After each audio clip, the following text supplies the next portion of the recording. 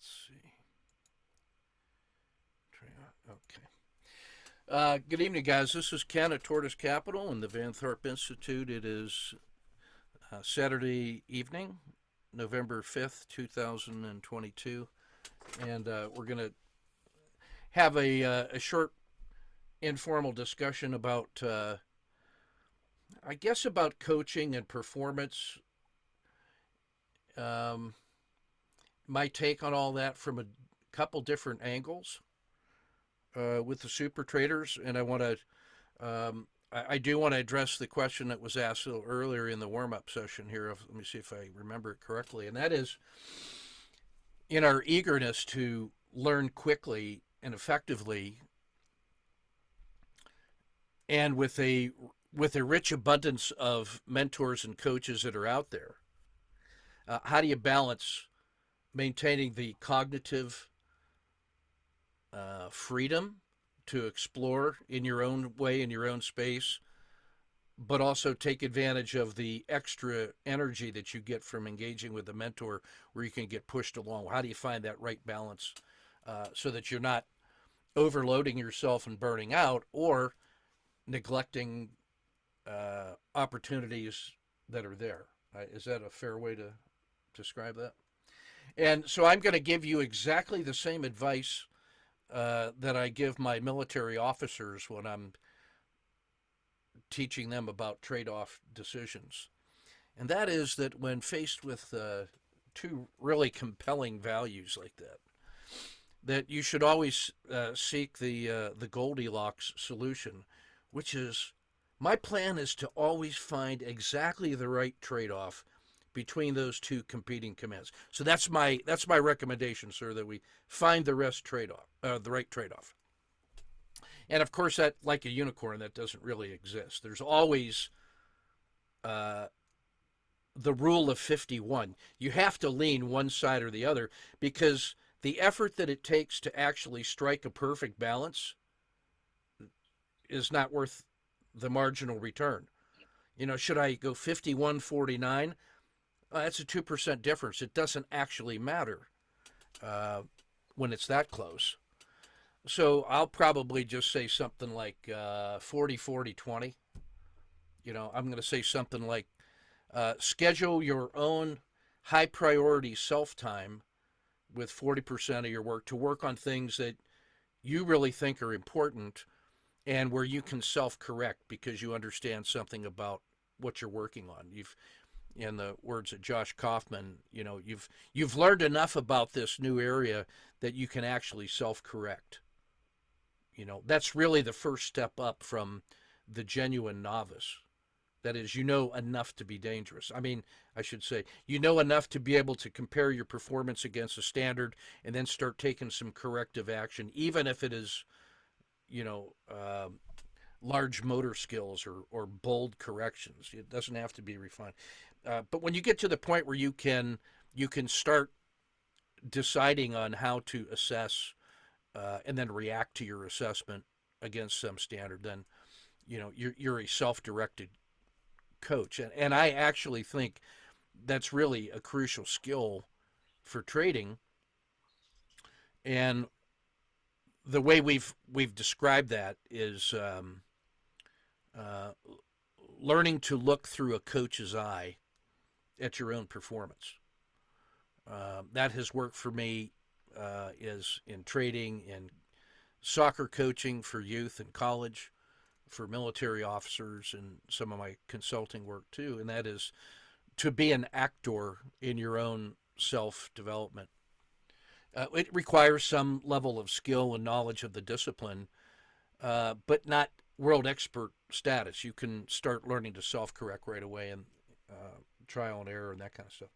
So if 40% of your time was spent on that, and 40% of your time was budgeted with your mentor to work on, say, structured or semi structured lessons and initiatives where, in the collaboration between you and the mentor, you're laying out some choices that you own, and then you go do that work. It might be a stretch on something new. It could be just reinforcement learning on other things that were core competencies, which you both agree have been neglected.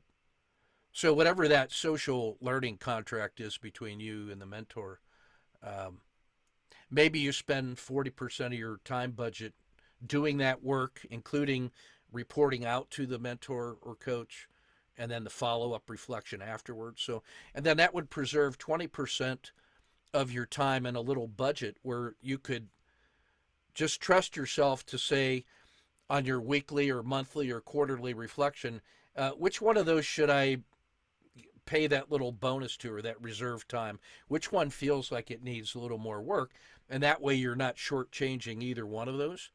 You are preserving yourself some flexibility for life.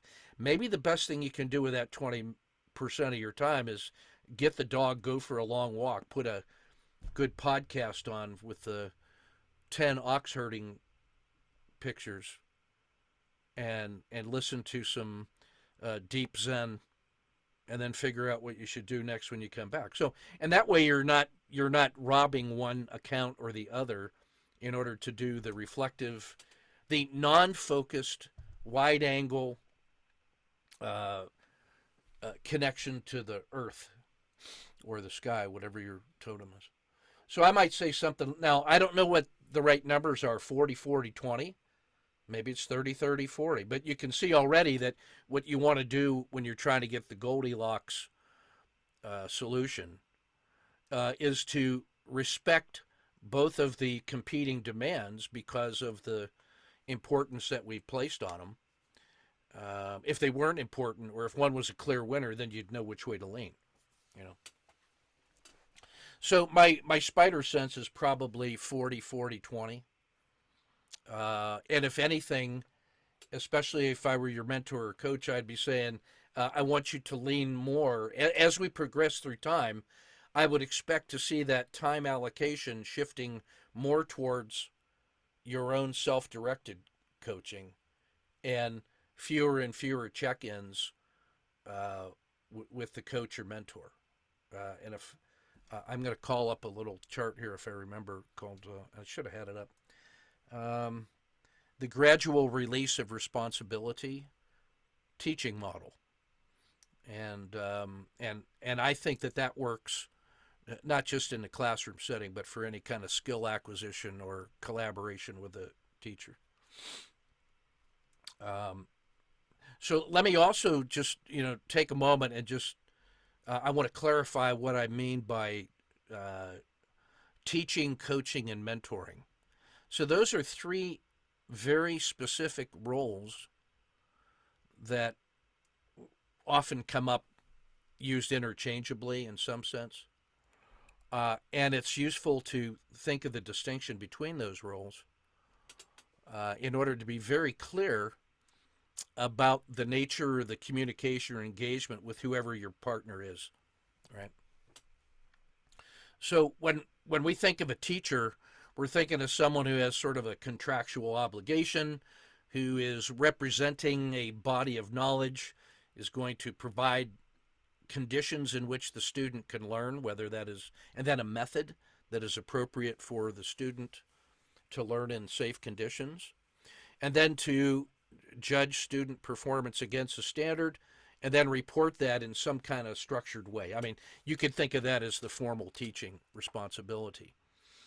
There's always the informal one where anybody that you learn something from has just become your teacher. And I want to respect that relationship between us and trusted others as well. Who do I allow to get access to my actual inner mind space, whose words and recommendations I take seriously, even to the point of trying something new with the precious time that we have remaining? As you get older and older, you get less and less of that developmental time. So who am I trusting enough to listen to them rather than somebody else, even if that somebody else is me? So I want to respect the that we have teachers in that role too. But normally, when I'm thinking of the triumvirate of teacher, coach, and mentor, I'm really thinking more of a structured or semi-structured relationship that you have with another person that they acknowledge and is part of the social contract. The teacher has a kind of a responsibility to whoever is the sponsor of the lesson, especially in the work I do with the Army. We're trying to certify our officers in the performance of military staff work that is doctrinally sound and to a professional standard, that commanders in the field can rely on the recommendations that our staff makes because they know they have A, they understand the professional standards, and B, that they do the due diligence to achieve those professional standards.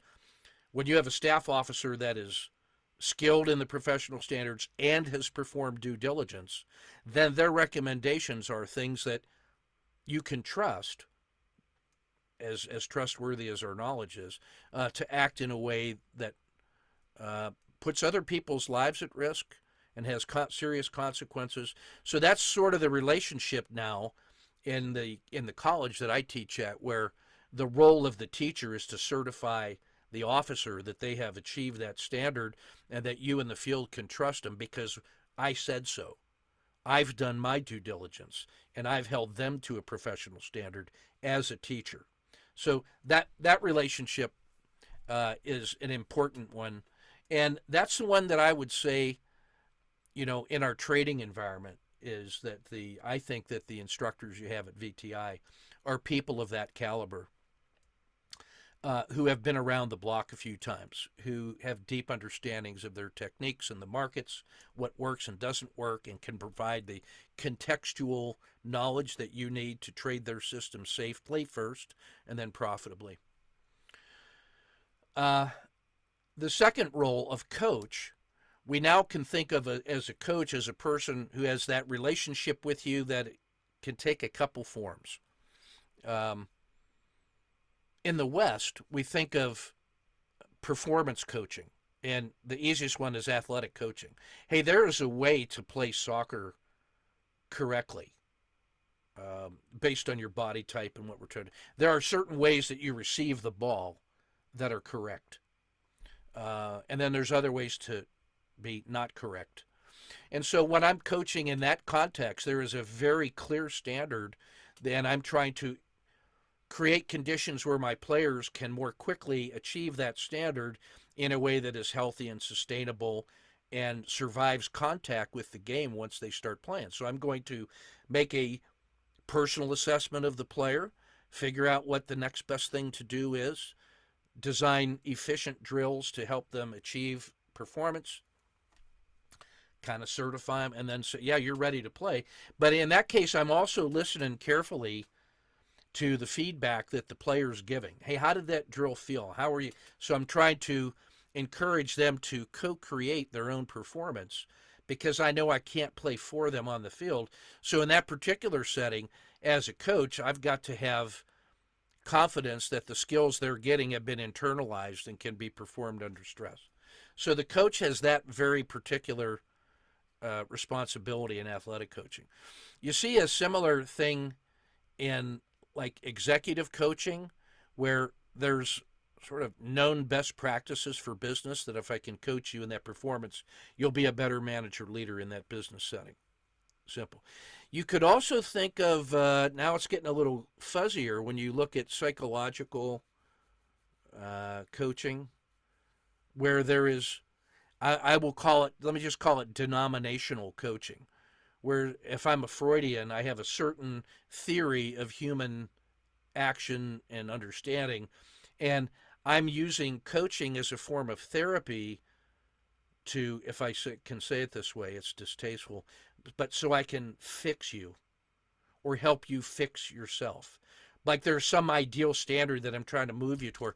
That starts getting problematic in my view in the areas of therapy and human identity and that kind of stuff. So I get a little bit of leery. I get leery about coaching that is designed to come up with the correct answer for what you should be. So prescriptive coaching in psychology, I have some concerns in that area. Life coaching is sort of like that as well. You can think of like non-denominational life coaching as one in which the coach comes to a social contract in the best worlds, has a social contract with the person, has agreed to represent the professional standards of their accrediting coaching body and is not going to violate that code of ethics, and are going to adopt what are considered to be generally accepted accounting principles, although generally accepted coaching principles, sort of like the International Coaching Federation, which says this is the appropriate relationship between the coach and the coachee, and you will not violate this code of ethics, no matter what they want or what might you're going to sort of adhere to that. So I consider that to be, non-denominational coaching, but with a very clear set of pathways towards a commonly accepted goal. So what does any of that have to do with trading coaching? Well, to me, the first two roles of teaching and coaching as a, skill acquisition seems pretty clear. When it comes to like mindset, however, if we accept that there's a psychological element that's a big part of coaching, which I do, then you start getting into areas of ethical considerations, agency, freedom and identity issues that I get concerned about. I've seen, not in this organization, but in other places where sort of gurus try to put their guru on you, and it can be problematic. The fourth style of coaching that I want to talk about is one that I have been exploring for the military and with traders and in the creativity work that I've been doing lately. And it's a funny word, so I'm just going to say it. It's called protreptic, Protreptic, protreptic. It is a funny sounding word. It's a Greek word, which is why nobody knows what it is. It was the model of coaching that was developed in ancient Athens by Plato and Aristotle and Socrates to help the philosopher kings develop. And the problem back then for the philosopher kings was that there was no checks and balances on their power. They were the show. And so they couldn't actually trust anybody to give them advice because they were always concerned about the quality or the purpose or deep intention of that advice. Why are you telling me those things? Are you trying to be a toady and suck up? Are you trying to persuade me to do something in your best interest? And so there were real issues with the philosopher kings about how to genuinely improve their own performance through coaching in a way that they could trust. Their positions of power made that very, very difficult. And so Aristotle, Socrates, and Plato developed this idea of the protreptic, which derives from the Socratic dialogues, which is a way to use purposeful, public, voluntary wordplay, word exercises, to explore complex ideas that are set on the table. So the idea would be that Aristotle would grab a philosopher king, and the philosopher king would say, I want to talk about this topic today, and I'm willing to put that on the table, and these are the limits about which I'm willing to talk. Like, I don't want to go into these other private areas or extraneous areas. And the protreptic coach would adopt a stance that, number one, respected their autonomy and their integrity as a human, and to trust them to be masters of their own internal process and thoughts, and that there was nothing that we were going to try to fix, and I'm not going to stand in judgment of you. But what I'm going to do as your protreptic coach, it's probably better understood as a protreptic guide, that through my good agency, I'm going to help you walk around this elephant that's on the table, and through a set of open-ended questions, I'm going to invite you to explore different aspects of that elephant on the table from different points of view that are surprising to you, that you weren't prepared for, much in the way that this answer is evolving.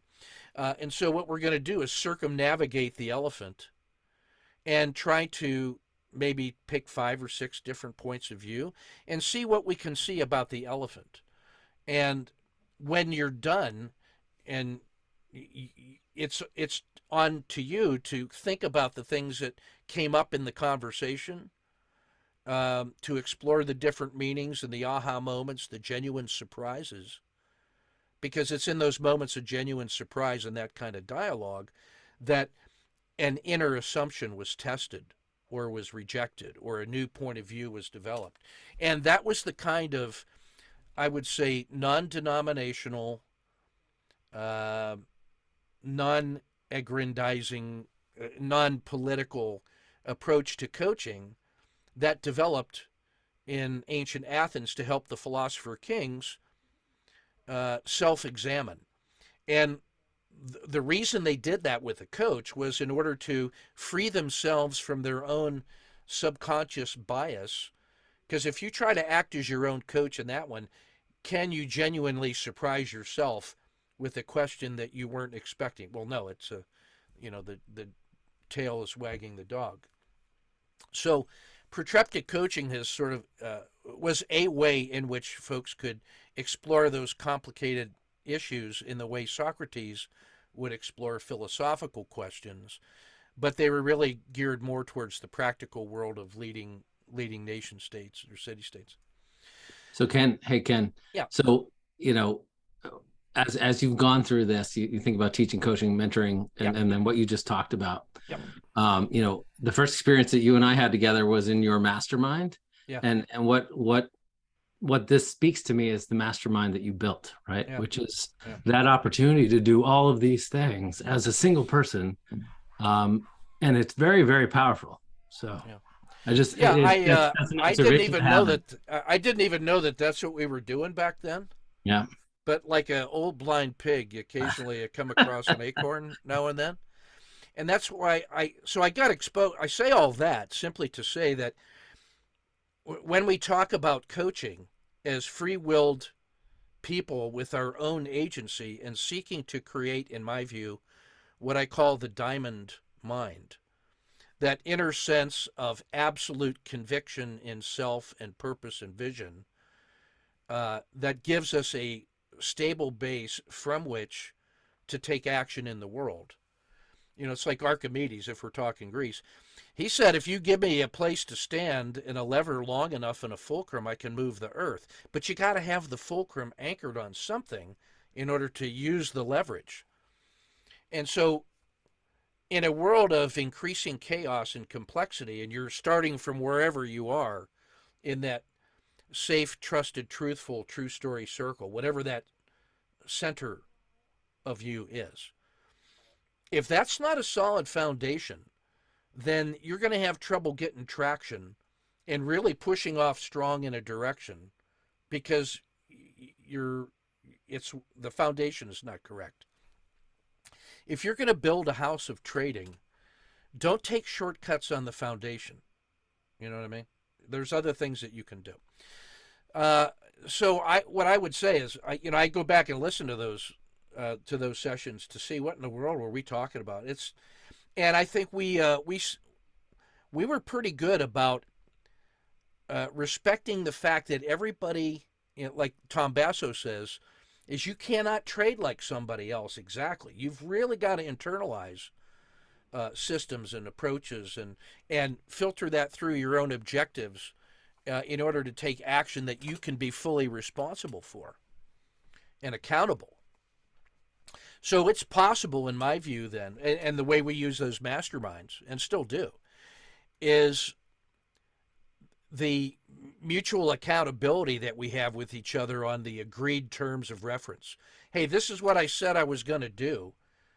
And then I said I was going to talk about that when I came to our next session. And it's fair to say is the accountability. Did you do that thing? How did it go? And then bringing in the essence of non-judgment, non-recommendations, non-critique, non-advice giving. There's something that we're learning about our true story circles and in the relationship between in a mastermind circle that the social contract is strengthened when you say, look, I'm going to come in and tell the best story in truthful way that I can about what I've been doing. And if you're willing to sit there and listen to it, listen to me trying to tell the truth out loud without judgment, it encourages me to do more of that. It also teaches you what the sound of truth telling is. And when you empty your bowl, if I can say it that way, and you listen to the stories coming in, you start becoming accustomed to hearing truth telling, and it becomes addictive. And then when you hear yourself telling the truth about things, at first it's a novel concept for me, but you start becoming addicted to telling the truth about what you know in a safe, trusted, truthful space, and then the opportunities abound. That's what we're learning about this teaching, coaching, mentoring approach, and why, in my view, the that you should have some of that protreptic coaching in your life anyway. Now, the beauty of this is if you've got a time budget for the kinds of coaching that you want, there's actually room for more of that. And when there's lots of resources around, you can sort of budget your time on how much of this do I want, how much technical training do I want, how much performance coaching on a particular skill do I want and need, how much visioning or accountability or process coaching do I want, how much just exploring the open space together and mutual dialogue do I want. So there's room for all of that in a mature trip around the sun. There's room for all that. So as I look, I'm sharing the screen there. I just realized, I think, with the VTI's excellence model, which I think is, I don't know how recently they have developed that.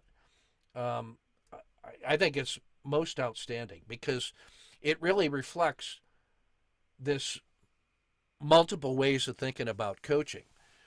To me, the peak performance mindset is adopting a particular model of performance mindset that is proven and that can be achieved and taught if you're willing to do the exploration of beliefs and the experiential learning. So that's not a free-for-all. That's an actual pathway towards accelerated performance that is modeled, in my view, after successful athletics, martial arts, professional behavior. There's things that work inside that professional domain, and peak performance mindset is one of those where very specific pathway to coaching is appropriate. The transformational growth on that inside, that red hot center of who we are, is an area where, for me, non-denominational protreptic coaching is appropriate, where it really is your call to decide who you are and what you stand for and what you want to achieve in the world. And there's not a correct answer on that except for the one that satisfies you as a free agent in the world. So for my own centerpiece of all that is my big five, which Mark's heard me talk about. My big five is to be a father, a husband, teacher, student, and warrior. And those are the only five things that matter to me. When I'm dead, I want my wife to say I was a good husband. I want my kids to say I was a good father. I want my students to say I was a good teacher. I want my teachers to say I was a good student. And I want the poor, the unprotected, the downtrodden, the voiceless, the weak, the unprivileged to say that I was a warrior on their behalf in the world. And so nothing else matters to me except those five things. So for me, that's that diamond mind I was talking about, maybe the diamond heart, in which is my central core identity that is unshakable. Van used to tease me, hey, when are you going to take the Super Trader 202 and 303, or whatever the pathway was, and reinvent yourself? And I, as gently as I could, rest in peace, Van, I've been doing that since I woke up, and I'm satisfied with who I am and where I'm going and why, And I'm constantly checking that with the things that I do all the time anyway. And I made a decision. I'm not going to start with a blank sheet of paper. Not in this life. So the kind of coaching that you would do on that inner transformational piece, the relationship between you and your coach, is a very personal one if you are trusting them to work with you on your inner core identity and values. That's a sacred relationship to me. The peak performance mindset I see as the cognitive neuroscience of improved human performance in competitive environments in the physical world that gets measured. So I see a distinction in there. We would hope that there's a relationship between that inner fire and the things that you're trying to get to peak performance on. I mean, I listen to trusted others to help me become a better teacher and a better student. I'm willing to do that. But the fact that teacher and student is central to my identity is non-negotiable. Position sizing, pure technical skill development, but also the discipline to do it in action every day in every trade in such a way that you never take a risk you don't have to. In our military classroom, I describe that as the choices you make are the risks you take. And in every important human endeavor that my officers and we as traders are looking at, there are significant choices that we have to make. If it was a place where we didn't have a choice, we're not trading. And if it's so clear that something is a winner, I'm not making a trade-off decision. But on every trade, in my view, the really good trades are ones in which there's a strong argument for a big move in either direction. And you're making a trade-off direction about how much risk to take, which direction to favor if you do, or when to let go of one side to take the other, and how fluid are you going to be between those competing hypotheses for which way the trade's going to go. So position sizing at one level is a mathematical skill, easily proven and taught. The performance of that in the world under pressure is significant. Yeah, I knew what I was supposed to do, but I didn't do it. Well, did you really know it? I mean, what you know is what you do, or what you do is what you actually know and believe in at some important level.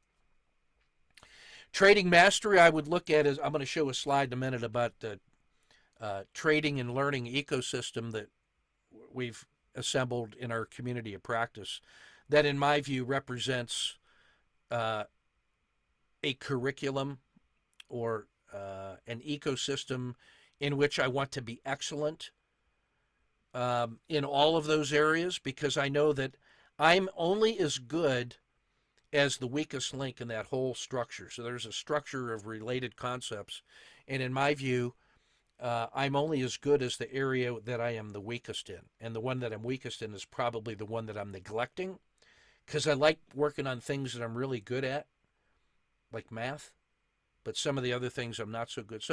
So trading mastery to me is a reflection of that craft knowledge, like we would think of a carpenter or a mason or anything that is the guild. I would advise you to look at the Guild of Master Craftsmen. It's this clever, interesting, almost spiritual group of folks that have, showing respect back to the Renaissance and beyond about who the craftsmen were that brought us out of the Stone Age or whatever, and the principles in which they recognize craft to the levels of proficiency and the spiritual respect that they have for the work that they do in service to others for a fair exchange. So to me, trading is craft knowledge. I mean, that's all it is to me, if I'm being honest. And when I say that's all it is to me, that's quite enough, because there is a spiritual element in choosing the work that your hands will do. But it is craft knowledge, meaning that it's something that I have to do every day and recalibrate and reset. I have to go through my due diligence every day in order to genuinely be a craftsman. Um, a couple of weeks ago in one of the creativity lessons, my moment of zen was the recognition that I'd been spelling due diligence incorrectly my entire life. I thought you spelled due diligence the way it's spelled in the world, D-U-E. You give the diligence its due respect. It actually should be spelled D-O, that you actually have to perform an action. You have to do the due diligence. So it's probably due squared, but that sounds funny. So the funny line is, due diligence should be spelled D-O, discuss. And that leads to about a 20 or 30-minute speech in the classroom with examples and why we want to try hard and do good. So I view the trading mastery as that collective body of guild craft professional knowledge that's sort of required to consider yourself to be a genuine professional. And then the trading process architecture to me is the tool room that the craftsmen use. And it's a set of tools that are designed for a purpose, and then a procedure in which to use those tools correctly, safely. Like if you're using a chainsaw, you better be licensed on the chainsaw. Don't just start using chainsaws and power tools. That gets bad in a hurry. Well, that's leverage and trading with your optimistic monkey greedy mind. You want all the bananas right now. I want them yesterday. How hard can it be? Oh, there's tigers in the world. That's right. And sometimes those bananas are there to trap you. So the trading process architecture to me represents the systematic structure and tools and processes that we use in the performance of trading mastery. So trading mastery is a demonstration of skills to a standard.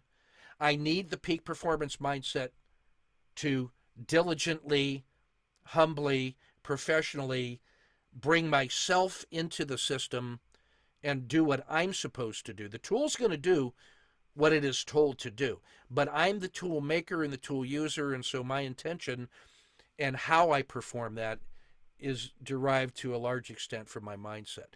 And then the position sizing represents the healthy respect for danger in the world and the risk that we have decided we must take, but not more than that. Whatever risk you've decided to take, position sizing will allow you to express that risk with precision if you will do it. And then you can live with the consequences. So I look at that whole ecosystem there, and I think that whenever that came into being, that was really well done, because it actually resonates very well with what I think is going on. So to get back to this was what a 40-minute answer to your first innocent question, it looks like. Where does that time go? So I would say my short answer on this would be start with 40-40-20. Budget time for your own self-development as your own personal coach. And so one of the things that I will use as an example is during COVID, we were just doing we started doing nightly strategy podcasts 3 years ago, just so that we could stay connected to fellow humans. And one of the things that we just decided to do was, look, we're going to do bar by bar trading every night with somebody in the hot seat, and I'm going to show you what you see, and you're going to think out loud about the trade frame and which way and all the decisions, and manage that thing bar by bar under pressure, on the record, in public. And the degree of learning that we achieved from doing exactly that and only that was astonishing. And that became addictive, and so that's why we continued to do the nightly podcast, is because we recognize that you have to do the diligence of your due diligence. So I want to say that what that bar by bar training in that way allowed us to do was to learn to look through a coach's eye. And here was the challenge that I gave people to get the most out of your coaching. Now, this is here's the first thing that I'm going to say that you may actually want to write down. The best way to get value out of coaching in that type is to do this. Here is a trade frame that I'm putting on. This might be a typical case study when we're done, right? And it might have started off looking like this, and we would say, all right, here is the trade proposal that your alert system set up. And I'm not going to go into the technical details, but there's a reason why that's a good setup. That's a PSAR flip and a supported fall crossing. Reasons and criteria. So that way we would say, now, where would you put your stop? And as we start going through this, the person starts making their decisions, and they mark up their chart. In the bar by bar, I'm talking them through this. When do you move your stop and why? And what do you think I'm going to say? And then other people are listening, and then they're doing their own thing, and they're comparing what the person being trained is doing. And it's almost like watching the surgeon, from the observation deck. Somebody's in there learning under coaching, and then the other in the observation deck are making their own decisions and checking their answers against what's heard. So it's a very powerful way to do collaborative learning. Well, at the end of this, that person has some mastery, and they say, hey, well, here was my trade, and that's where I entered at the red dot. The yellow box was my risk because of reasons. I exited at the green dot because of reasons. What do you think, coach? Tell me what you think about how I traded. Now, at level 1 coaching, you're allowed to ask that question, I suppose. And then I guess my job would be to tell you what I think. I would check did you perform to standard? Was your box correctly drawn? Did you follow the reasons and the rules? But actually, the value to get out of this is, all right, here is a trade frame, all 9 of us, that this person has offered to me. I want you to imagine what you think I'm going to say about that trade. What do you think the coach is going to say to the player about the trade that was just performed?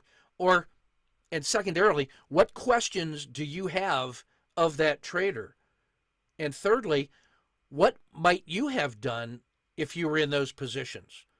How would you have maybe traded that differently? Meaning, you got to go back and maybe do your own bar by bar and sort it all out. So there are 3 different lenses that I want you to adopt looking at that completed trade, and then you write that down. You commit to what you think I'm going to say about that person's trade.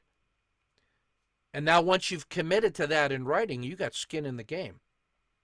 And now I'm going to say something about that trade. And now your job is to compare what I say about the trade to what you thought I was going to say, and then compare that to what you were going to say, and then look for the areas of overlap. Hey, Ken mentioned that the box was correctly drawn, and that the entry was 1 bar later than is purely indicated by the PSAR flip. Like, you can get into that trade as soon as the top PSAR going up is hit, but they waited a 2nd bar because of reasons. The reason was that it had not moved a full standard risk away from the top of the PSAR. When the PSAR flipped, and now the PSAR is at the top and declining, you hang a risk box off of that, and that tells you mathematically when it's reasonable to enter. So they elected to wait for that entry rather than the first PSAR dot flip, which was maybe 5 cents earlier. Why did you make that decision? What went through your mind? What else was going on? Because I can't see what else is going on in their mind or in the market or in other positions other than what I see there. So I might ask those questions. So I'll talk about this one for 5 minutes or 10 minutes or however long the lessons are. And what you're doing as the coachee is comparing what I actually said to what you thought I was going to say.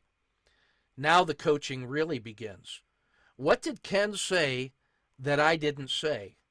Or what did Ken say that surprised me? Or what did Ken say that disagreed with what I was going to say? And what did I say that Ken didn't say? Because maybe I saw something that he didn't see. Or maybe he saw it but chose not to say. Like he might have said, uh, you might have noticed that at that blue line that I'm drawing right there, the bottom of that RL10, which is the blue line, is a mathematical support level based on statistics.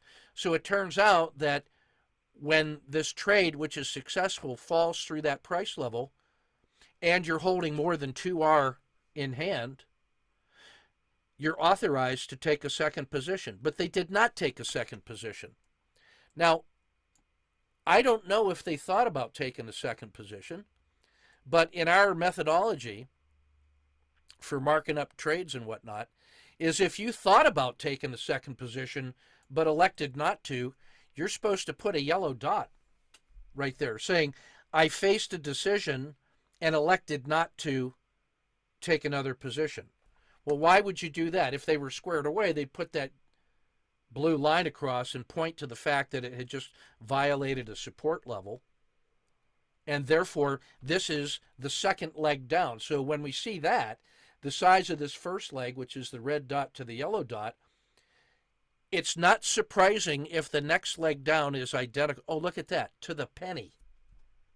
And then when that doesn't fail further, we might have said, you know, I actually thought about taking an exit sooner at the edge of the dragon instead of waiting for the formal exit at the green line.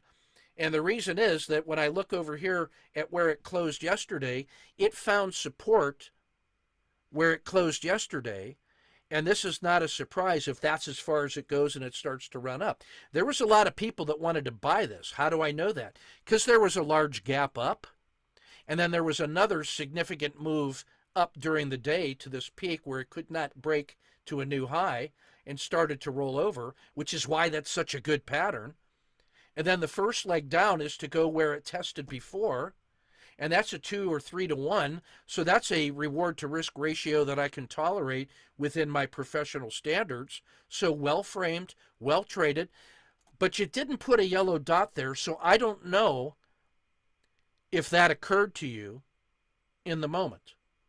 Or you could put a yellow dot afterwards when you are reflecting on your own trade and say, in the trade, I didn't even see that because I had made a trading plan decision that I was not ever going to go to two positions because of reasons. Maybe I don't feel confident, or I don't have enough risk capital, or I'm not ready in my mastery of this system to do that. But I don't know that until you put a yellow dot on there.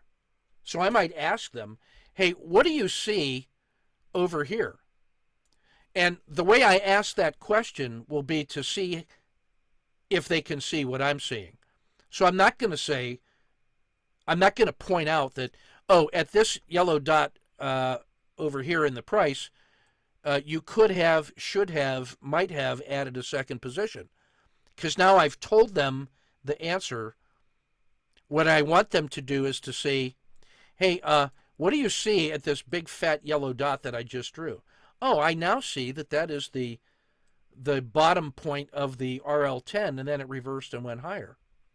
And then I'm listening to see if they take the next step, which says, oh, now I remember that I can draw that line across, and then if that price gets violated, I can add a second position in this particular strategy. Now they have recalled that point from their subconscious without me telling them. Now I have actual evidence that they have mastered that idea conceptually when they're not under pressure. But maybe in the heat of the moment they had tunnel vision, so they didn't see it. Or maybe they had ruled it out completely because they were only going to take one position. So the way in which I perform the coaching function can add more value to the trader by not giving them answers, but letting them discover. It's almost the way that a nurse helps you recover from surgery by allowing you to live in the region of manageable pain to stretch and to stay close to that so that you can continue to get better faster. If the nurse does things for you, you'll never get out of the bed again. So the tough love of nursing leads us to think about a method of coaching that we think is appropriate for the kinds of self-sufficient, self-reliant traders who are learning to look through a coach's eye. So in order for you to be an independent trader, in my view, you not only have to have mastery of the technical pieces of the system, but part of your trading mastery is to learn to develop a coach's eye towards your own trading. Now, how do you develop that as a skill?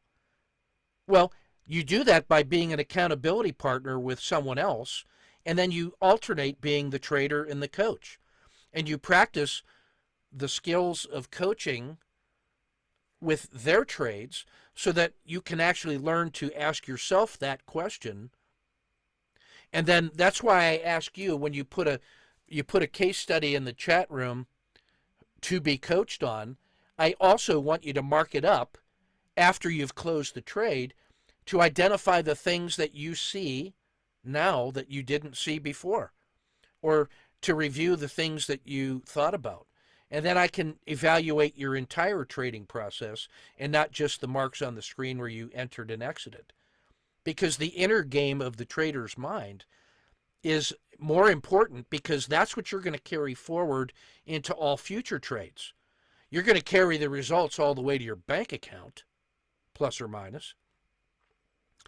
But the habits of mind are going to carry forward onto the next trade. So when we talk about coaching, and when you're evaluating resources to be coached, I think it's important for you to appreciate what the coach's methods are and what they're trying to achieve. And what I've learned through the nightly podcasts is I have learned that anymore, I just talk through one of my trades each day to just narrate what was on my mind and why I made the decision, and bar by bar, and here's what I did. And there's the results, to sort of demonstrate a particular technique, and then go to the board or go to the game film to really study what it is that folks are doing. So we learned in the bar by bar that that style of coaching accelerates your learning because it causes you to develop the coach's eye. Now, that's what I actually do with my officers in the Army. I pull one of them out of the staff and I give them the rubric for evaluating the staff performance. And I say, here's what I use to evaluate their performance. You use that to evaluate their performance. And then we're going to compare notes. And then you tell me what you think about their degree of collaboration and cooperation and creativity and critical thinking and time management and risk management and trade-off decisions and all that stuff.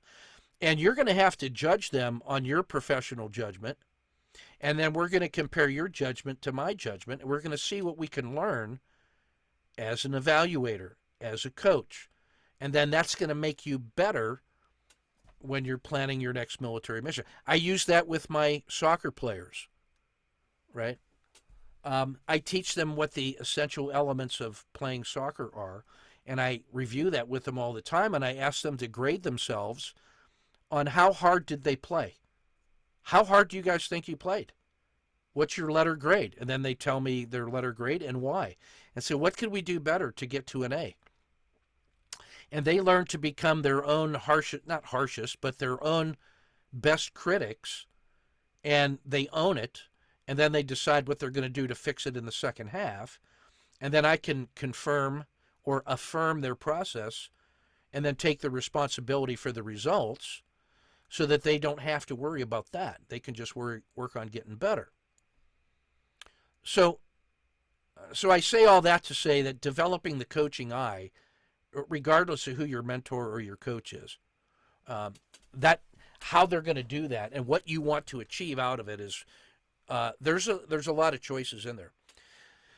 I started off talking about teaching, coaching, and mentoring. What I haven't talked about mentoring yet. So as we think about mentoring, what we mean is that that is a voluntary relationship between two people at whatever level of expertise or where they are on the life journey who are stepping back from maybe the technical elements of teaching and coaching and can look maybe at the broader sense making of our lives and real strategic choices that we make and can act as a sounding board to help you articulate. And that's really what that protreptic coaching sounds like, in which masterminds or true storytelling circles really can aspire to be when they're very good. And that is that open, they're not trying to advise or critique or judge, but they're simply there to act as a sounding board that you can trust, saying those words out loud so that you can hear yourself saying them, and then give you some feedback or a response from their experience, which is different than coaching for improved technical performance on a skill. It's a trust relationship that operates at the level of values and life choices and things like that. So I want to kind of rapid fire through some things here. I strongly recommend you listen to Josh Kaufman, The First 20 Hours. It was a YouTube video 9 years ago. You can't put that in there without that coming up number one because he's prolific. His 4 steps will not surprise you. It's very much kind of NLP, and you deconstruct the skill into its component parts. Learn to improve the component parts after you've cut away all the things that don't add value. Then you remove the barriers to improve performance and learning ruthlessly. And then you just practice until you achieve a certain level of mastery. And the hidden secret sauce in that is that it's the emotional content that makes all of that difficult. That's why it takes 10,000 hours to achieve mastery. That's actually a misuse of what the 10,000 hours theory actually says. Erickson down in Florida was studying world-class competitors in narrow professional settings, highly competitive, and to achieve world-class expertise, let's say as a chess grandmaster, it was taking them 10,000 hours made a difference. But Kaufman's work and a bunch of others say, hey, and Tim Ferriss, to rapidly learn to get out of conscious incompetence into the first level in which you can be self-adjusting, where you know enough where you can start self-regulating, is about 20 hours. And that's been my experience with training, to be honest. You talk to Griff Cooper about his experience with the Kata 2 challenge. 9 months ago in the bar by bar, I told Griff, stop what you're doing, pick either Brazil or DIA, trade one of these 3 patterns on a 3-minute bar, nothing else, no overnight trading, no other preparation other than just identify those 3 patterns, trade them perfectly, and get feedback according to this specified set of rules. And I beat the living crap out of him in public, on camera, every night. And in the year 2022, he hasn't had a losing month. He hasn't had a losing week. And because of the way we did the coaching, as I just described, where he was marking up the things that he's good enough at that I had him produce a system description, designed a home study course that he's teaching, and then I taught Phil Wu how to build a course in Rizuku, and those guys have built a applied systems development course for people that are trying to adapt or adopt anybody's trading system to their own psychology, their own adaptation of somebody's system. So there's kind of a theory of how we do that, and then we build that out by following Griff's development as a trader using that stupid Kata 2 technique. I was just so tired of watching him monkeying around with it. I said, follow these rules exactly until I tell you to stop, and he just became excellent at it. Well, That was about 20 hours of just him getting his brains beat out 10 minutes at a time every night. 20 hours is 1,200 minutes, and he was getting about 10 minutes of my best work every night. That's about 120 nights. That's 4 months, well, 5 weeks. That's if you carry the two. That's 24 weeks every night of getting his brains beat out, and that's what it takes for him. Your mileage may vary. But the point was that until he had mastered those little elements, I really wasn't interested in the transformational things and all the other. I just do those things. And like a samurai sword, we're just going to heat you up in the fire, pound you, and then put you back in the fire. And then when you come out of it, you can split hairs. Well, when I teach rifle marksmanship, the four things that matter, the only things that matter, and this is what they teach at the Army Marksmanship School: steady position, meaning that there is no environmental wobbling. Once you lock in and you're in the base with your weapon on the sandbag and you're locked in, you are steady. And then you need a sight picture in which you align the rear sight with the front sight post correctly on the target every time. When you put your face on the edge of the rifle, it's always in exactly the same spot, so you're always the same distance away from those two sights. And when you line them up, you get the same sight picture every time, and we can train that without shooting. Because we can put the rifle on a wooden frame, and then you adjust the rifle and the frame until it has the exact picture that you want. And if it's correct every time, then you can do that. And then breath control means that when I'm breathing, the in and out of air in my body is causing me to transmit energy and motion to the rifle, which is making it move in tandem with my breathing. So when I'm ready to shoot, I stop breathing at the natural respiratory pause between the exhale and the start of the next inhale. There's 3 seconds in which I can exhale, stop breathing, before my body begins to say, hey, time to breathe.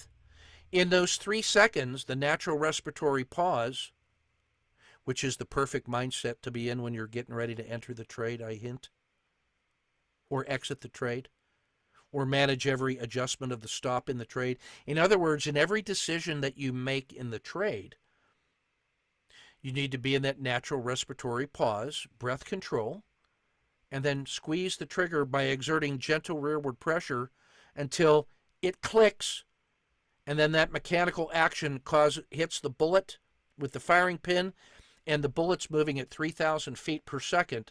So by the time that you hear the sound, the bullet is already 50 feet out of the barrel, and when you flinch, you can't adjust the flight of the bullet. So those 4 things, and only those 4 things, are required to achieve excellence in rifle marksmanship or pistol marksmanship. Here's how you train that. The test is I'm going to have 40 rounds, and I have to put 25 of them into a pie plate, a dinner plate, from a distance of 25 meters.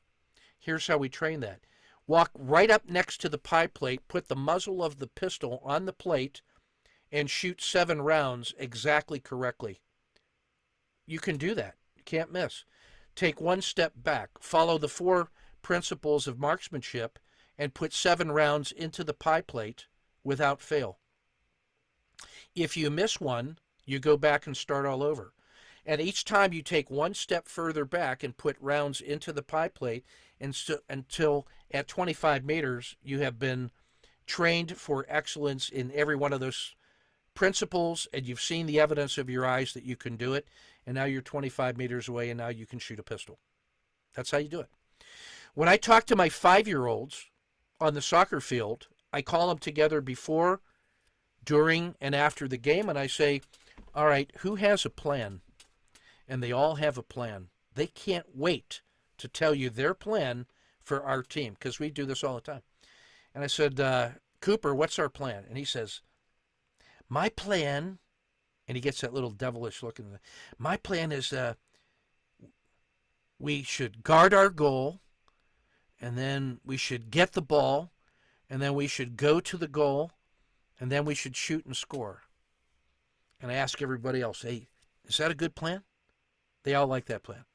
Then I ask little JD. Now, JD just turned 4, and he's on the ADHD spectrum. And he has just learned to be verbal and has just learned that he can look coach in the eye and talk to him without being shy. Because I kneel down and I'm at a level where his eyes are higher than my eyes. And he can look down into my eyes and tell me what his plan is. And JD's plan is get the ball, shoot and score. And that's a really good plan as well. He doesn't have all the other ones, but he's acquiring those and the ability to internalize them. And he says the words I want him to say so that I know he knows what we mean. When I'm talking to traders, we have a framework of plan, prepare, execute, and assess. That's what we do. We get a good enough plan on things that should be ready to move, and then we prepare the heck out of that by knowing all the key price levels, all the stats. We rehearse all the contingencies for what price might do and what our known decisions are going to be so that we're not surprised when it comes time to execute. Then when I execute, I've already seen that and I don't have to think about it, and I have eliminated the cognitive load of pulling the trigger, and I can just trade with no mind because I've already seen it and the knowledge is in my hands. And then if we survive, we assess the trade, and then we also assess how well we planned, prepared, and executed. And then we take a break, and then we come back and we assess the assessment. How do I do that?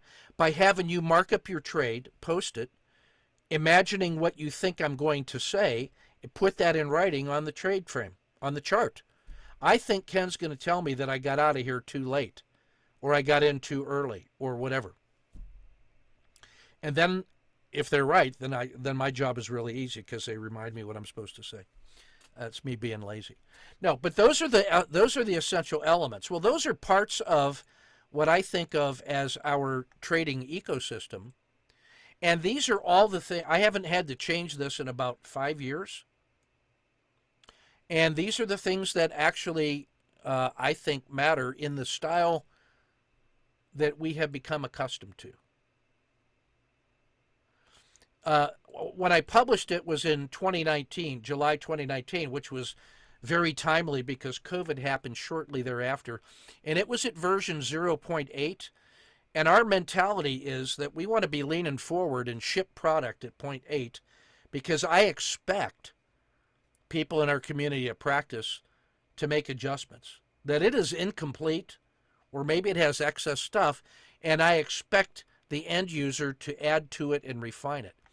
But the very first thing that I look at is that plan and prepare so that I'm ready to trade, and then execute and assess. When I am executing, that's what this whole block is up here. The 4 elements that makes a trade. I have to have these 4 things: time, will, pattern, and money. There has to be enough time left in the day for the idea to express itself. My willpower must be correct in that I can get into the zero state of proper trading psychology. I know exactly what that feels like, and if I'm not there, I won't trade. Then I have to have a specific pattern with no shortcuts, and then I have to have capital in which to take the trade. I must have those 4 things or I cannot trade. Now, I have had those 4 things and still not traded. Because one of the ways that you build discipline is to have your perfect setup and you're ready to trade and everything, and you don't take the trade because you decided not to. And then watch it win and still feel indifferent, that it was more important for you to not take the trade so that you could watch it win and have no heartburn, no emotional content associated with the trade that you just didn't take. When you can do that, if you can let a perfect trade go and endure the suffering of not winning the money on it, how much easier is it to not take a shortcut when one of your rules is not quite ready, but you want to take it because I know in my heart that stop, monkey. Don't take the trade if it's not in your rules. So all of these other things are things that we explore. You can see in the zero state, I've incorporated that language of steady position, sight picture, breath control, and trigger squeeze. Why does that work for me? Because I got 45 years of Army service, and I was a sniper and a combat infantryman, and rifle marksmanship is why I'm here today and not elsewhere. There are things in the trade management that I want to share with you. Here's the biggest idea that has come out of COVID that I want to share. And I appreciate your patience, by the way.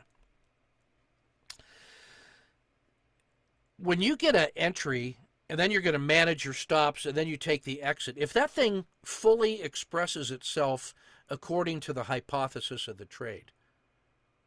In other words, if we go back to the entry, you had some kind of plan that it could work, and then you saw the setups and the filters and all the entry criteria. At the moment of entry, there's a hypothesis about that trade that it should work often enough that it's positive expectancy and that it's manageable, and that you probably have 2 or 3 to 1 reward to risk with a manageable stop that you could get out of, and you're not eating a 5R loss because of slippage and spillage and all this. So there's some kind of hypothesis and a trade frame that tells you, yeah, this is legit.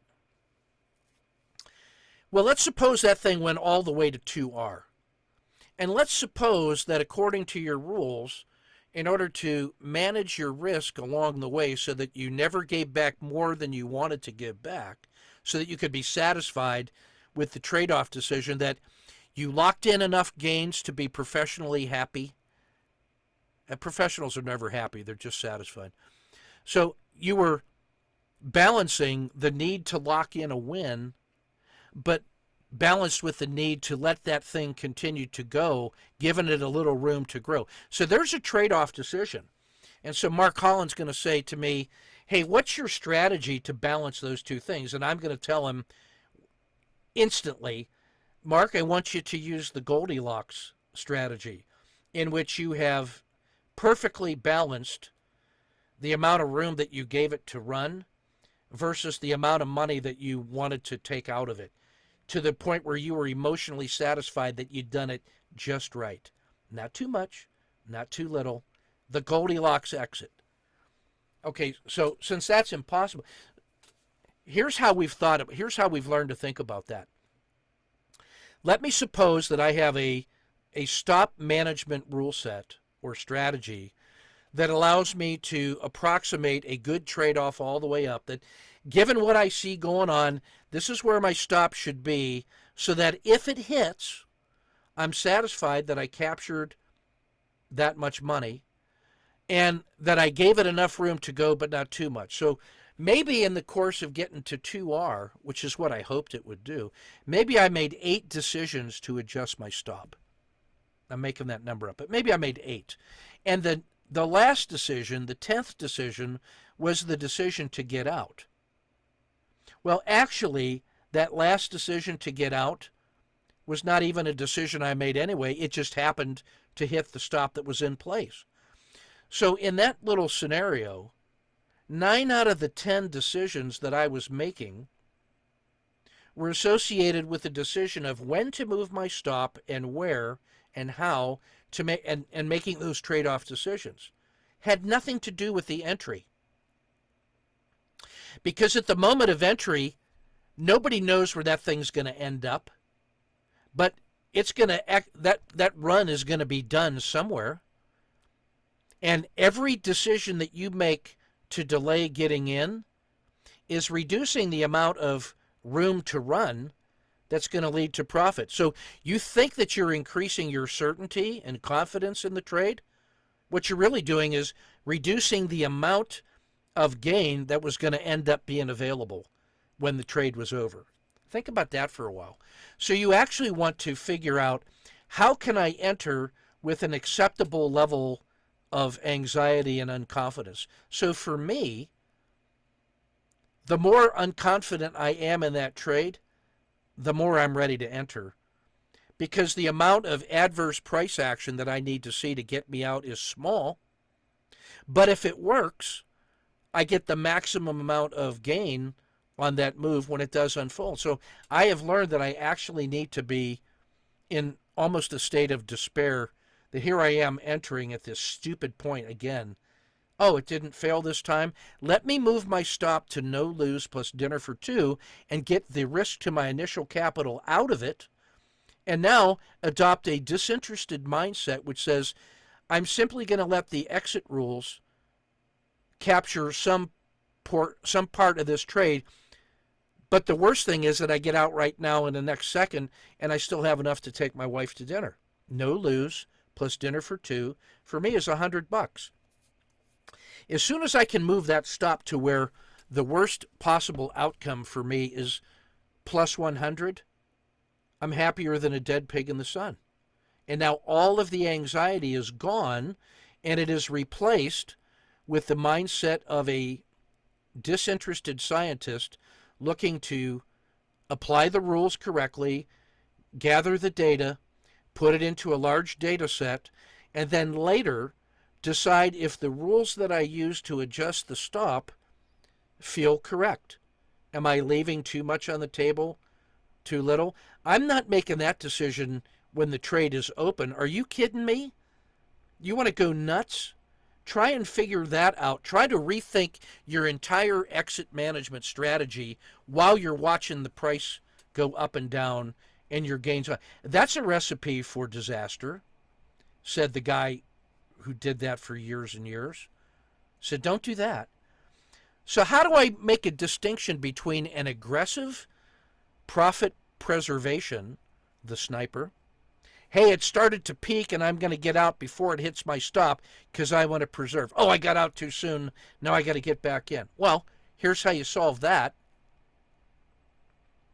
The only way you can get back in is if you treat that as a new entry and you're justified in taking that re-entry because it's a known pattern and you can clearly see objectively a 2-to-1 reward to risk.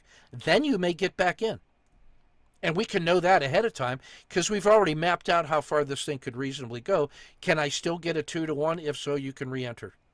If the pattern is good. There's enough reward to risk. Well, if the sniper is my aggressive part that wants to preserve capital on a above average win, because if I give back too much money on above average win, I even feel stupider than usual. So the sniper is my guy, my part, that's going to take the shot, take the win, and not worry about it. I took the shot. Leave me alone. Now, my conservative side says, instead of jumping at every shadow, seeing a tiger behind every bush, why don't we just follow the rules of follow this, you pick whatever you want, a 1R trailing stop, follow the PSAR that's adjusted, use a conservative managerial exit. In other words, if you had a conservative rule set that you would give to an inexperienced assistant manager that they could execute and that you'd be satisfied if they just followed that rule, that's the conservative managerial exit. So how do I choose between the sniper and the manager? Easy.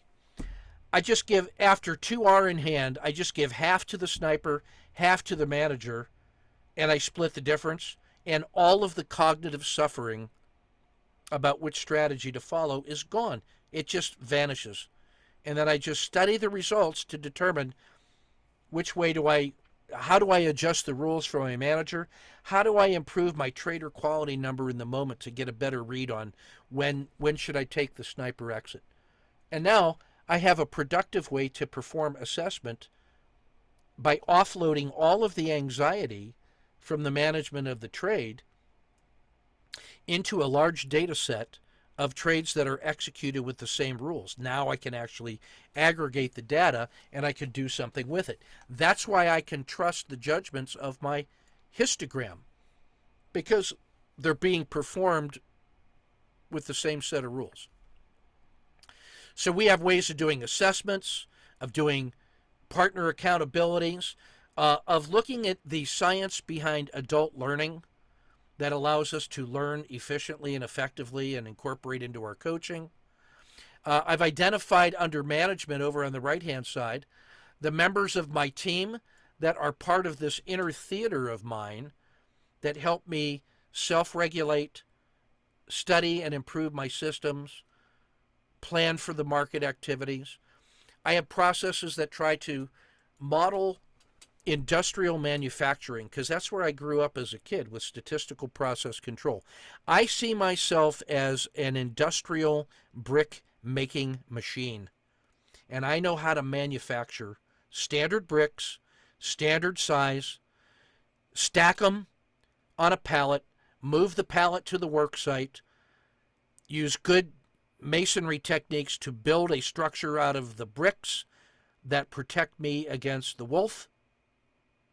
And that's what I try to model in the systems that I design and in the way that I improve performance, using the principles of the Toyota production system and Kanban, minimizing work in progress. And anyway, so I think about scaling in the sense that I back test just enough till I'm ready to start risking one share per trade, which is like immediately, so I don't back test. Once I think it can work, I start trading it forward with one share live and just instantly find out if the idea has any validity. If you traded 50 times with one share with $1 at risk on a new system, at the end of 50 trades for a cost of $50, you know if that system is for you or not without any doubt.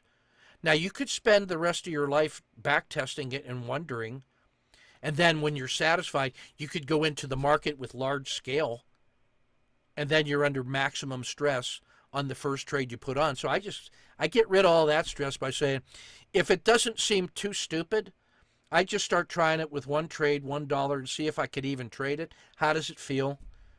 Does it align with who I am?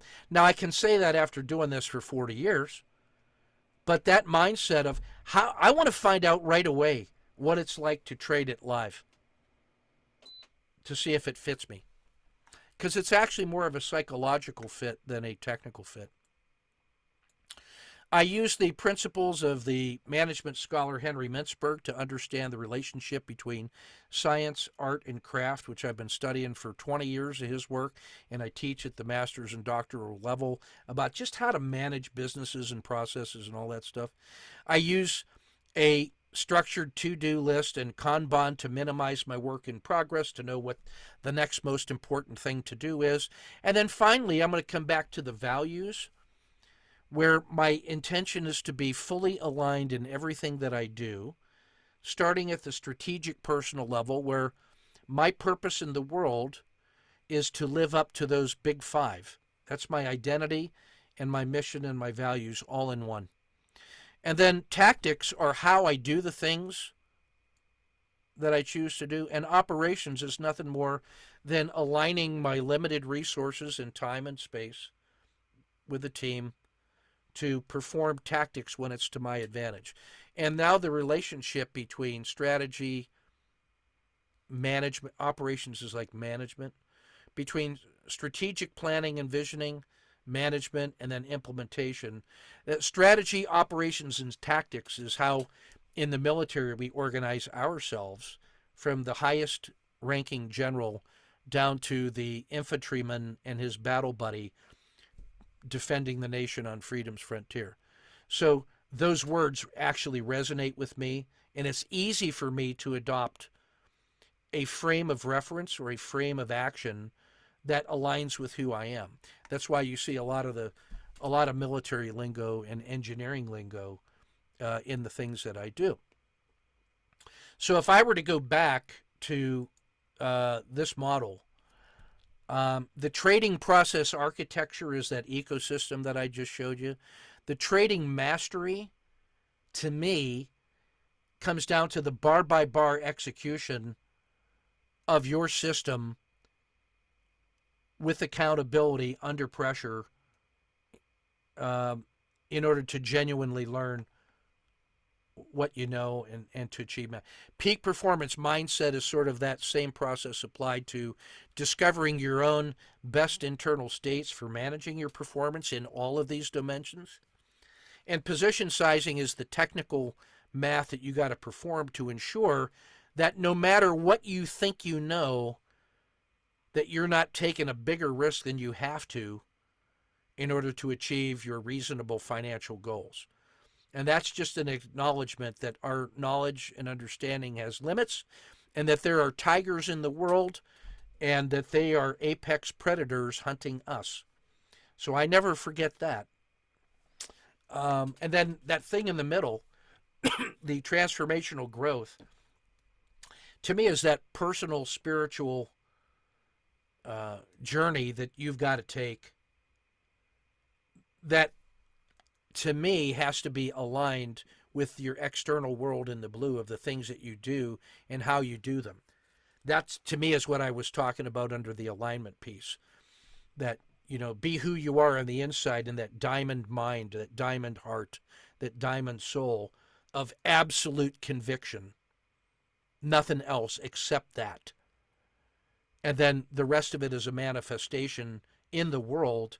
And then we can learn to do those things collectively and collaboratively so that the people may thrive. And when I say so that the people may thrive, I want you to hear me saying that with those words capitalized. We do the things that we do so that the people may thrive. All of us, everyone, the tribe, the community, the world. And somebody's got to speak for them and do the things that must be done for them. And that's what gets to the fifth element of my big five. Father, husband, teacher, student is pretty straightforward. The warrior archetype, if I can say it that way, the warrior mindset, the warrior identity, is the one who stands at the border, guarding the people in a dangerous world. Van said, you know, that's just a choice and a belief you have about the world. And no matter how many times he would tell me that, I would always say, I absolutely agree with you, Van. That's exactly a choice and a belief that I make. He says, well, you know, you could transform that by simple work on beliefs and process, you know, that whatever. And I say, I know that too. And nevertheless, that's the mindset I choose and that I aspire to live up to. And that's why I tell everybody that I meet that those are my big five. And people will help you achieve whatever your big five goals may be. Now, for a lot of folks, that's I want to climb Everest, or I want to climb a mountain, I want to run a business, I want to be financially free, or whatever it may be. It just so happened when I did the exercise that the things that I cared about were at the level of values and identity. That's not the only way you can do it, but that's just what fits for me, and you need to know that about me. So that's everything that I wanted to say. You guys have been troopers and hanging in there. And so that was my answer to the first question. I'm looking forward to another set of questions from you. I tease. 90 minutes is more than enough of me. I genuinely appreciate your kind attention and the work that we've done together in the past. You guys have always been really courteous and professional and personal and friendly and helpful. And I admire the way you guys work together. It's one of the reasons, you know, I love the Tharp Institute so much, and the people that are there is the integrity and the honesty and the camaraderie. And so if I can ever be in a position to be of service to you, please just ask, and it would be my distinct honor to help you in any way that I can. I would invite you at 8:30, in a couple hours after, I think the girls just came home and brought me the tour of Italy, which features, it's like the Goldilocks dinner. It's fettuccine and lasagna and chicken parm, so you don't even have to make a choice. I just want it all. So I'm probably going to run up and eat some dinner. But at 8:30 in this same room, is our nightly strategy podcast, where I go through every night for the last 3 years. All I've done is the same thing every night. And that is review a sniper trade, review the trades of the traders who are posting their charts to be coached, uh, go through my daily and weekend reports to see what was going on, process that, get to a plan for the next day, lather, rinse, and repeat. Now, what we do on Saturday nights that is especially valuable, especially for professionals that are looking to make the transition from full-time professional career to towards some degree of full-time trading or any parts in between. Ken Hum, who's a senior executive in a software development firm who's been working with me for 20 years and who went through, he was the first guy in the barrel for that bar-by-bar trading, and has done a magnificent job of short-term swing trading with our integrated time frame. Every Saturday night, he provides about 10 to 20 trade frames using our methodologies and frames the trades that he's going to trade and shows updates on trades that he's taken. And I give him coaching every Saturday night for the last 3 years on exactly that. And that is a master class from a guy who has learned to do it himself. And I'll tell you when the change came. It came about 3 years ago when he started doing the bar-by-bar trading in public, on camera, in front of his peers. Because he'd been coming to workshops and dabbling with this and that. He tells that story beautifully on my webpage there, tortoisecapital.net. If you go to the top of that, you'll see the presentations that the guys at the live trading or the research weekend did in 2021. So in December, we do an annual research conference where guys are demonstrating their systems, and a bunch of the guys were talking about their own personal learning journeys through COVID. Luke Crockford, who went from being an accountant with no trading experience 2 years ago to a full-time professional trader right now, while he's also running his accounting business as a CPA in Australia. He traded one symbol for a year. It was the COTA 2 challenge, but he used Cliff Natural Resources, a little steel company. As a result of the presentation that he made last year in December, you can hear me talking through a coaching session with him about why we thought it was time for him to start trying something new that would be easier in terms of time frame and more liquid, and give him so he started trading the Aussie US dollar pair on 5 minutes. He'd never traded FOREX before. He now has about 3,000 trades live in hand using exactly the same patterns that he used for Cliff Natural Resources, which are the same patterns that Griff Cooper put into his COTA 2 challenge. And Luke Crockford's performance numbers after 3,000 trades is this: 60% winners, 20% scratch, meaning he got his money back, 20% loser, so that's a 3-to-1 win rate, and 2.5-to-1 average winner to average loss with no overnight risk. He's a freaking machine. I almost used a bad word. I'm glad I didn't. So I would, if you claim to be a teacher, show me your students. If you claim to be a coach, show me your players. I don't need you to tell me about the teachfulness that you're going to teach me when you teach. I don't need to hear any of that. Just show me how your students perform. If you're a coach, don't tell me about all this. Just show me the way your players play. And I know everything about you as a coach that I need to know. I can watch you coaching them at practice. I can watch how you coach them in the game. And I can watch how you engage with them as humans. Then I know everything I need to actually know. So that would be my advice to you on the original question about, given all those kinds of resources that are out there, you are a co-creator of your learning and performance environment. If you just Google up the gradual release of responsibility model, you see that is a model in which you start off in phase 1 The teacher tells, the student observes. And then the teacher guides the student through the performance. Then the teacher watches the student perform. And then in the fourth one, the student has all the responsibility and the teacher is making notes for occasional. So it's a gradual release of who has the, the locus of control. So the gradual release, I'll send that to Priscilla and post it in the Basecamp. I want to respect your time, and I can smell the spaghetti upstairs. But I will send you that. That's the model that I have adopted for soccer, for traders, for military officers, for business consultants. I'm just absolutely convinced that that's the way you do it, and so I would encourage you to consider that as you think about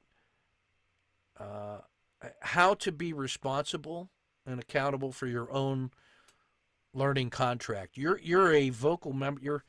You're part of that contract, and so I think that you should be thoughtful the way a trader would. And that's why I said the 40-40-20 at the start was this. You have got to start becoming your own coach. And that means learning to look at yourself through a coach's eye. That's when you can do that, by the way. And you can look at your own performance in public, warts and all, and talk about your shortcomings as well as the strengths and your uncertainties and your open wondering, I'm not sure about. If you can just own that in public, it will help you adopt that mindset as a trader when you're actually working the trade, because you'll be reminded that this is only one trade of the next 10,000 I'm going to take. So all it has to be is that one trade. Follow the rules, in a safe place, study the results, but just let the trade be, and then trade it at a level of risk that you can tolerate 50 to 100 to 200 trades of the system being the system. If you're trading at too high a level, you are driven to tinker without evidence too soon. And that is a death note right there. That's how you will become miserable. My advice on that, and this is actually the last thing I'll say. The last thing I would say is, when you have confidence enough in a system you think you can trade it at X dollars of risk per trade, divide that by 5, and then prove you can make money at 1/5 of the load. Now, that means you got to discount the cost of the commission, because at very small levels, that cost of commission is going to be large. So you don't want that to distort you. So that's why I say trade one share. Make money on the R capture live trading with one share. Get 30 of those. You'll know something about your trading. And then slowly scale that up. Go to $10 risk, $25 risk, $50 risk. After 25 years of doing that, I'm at $400 of risk per trade for intraday trading and for swing trading. That's what governs my position sizing.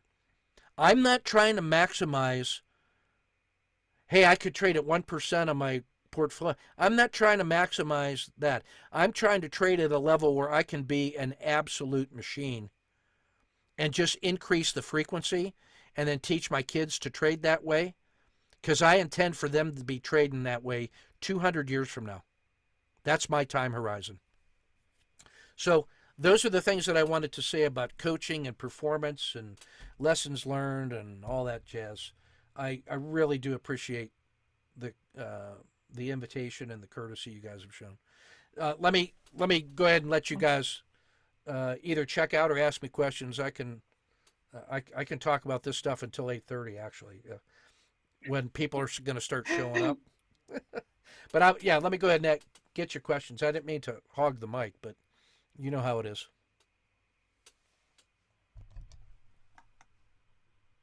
And I'm happy to follow up with you. This is actually a really good time for me now that our outdoor season is over. I will finish our youth soccer is my highest priority right now, and I train them from 12 to 3 on Saturdays and Sundays. And at 3 o'clock, I'm energized. So this is actually a good time for me to have office hours. So if you guys ever want to do this stuff again, this is an easy thing to do, and I would really enjoy if this were a conversation and a dialogue. And you guys can write checks on my time because of the commitment that you guys have made through VTI, and I want to encourage you on that. So, but you have freedom to commit my time pro bono.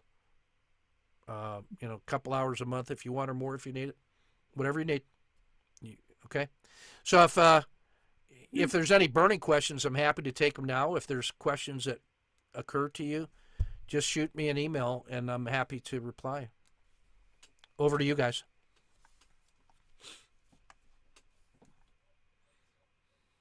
Jody, did I answer that question to death? Yes, thank you. I've got lots to think about. Yeah. Thank you. Yeah. I really do respect the effort you guys put into the fundamentals of super trader thinking in that process and the multi-year.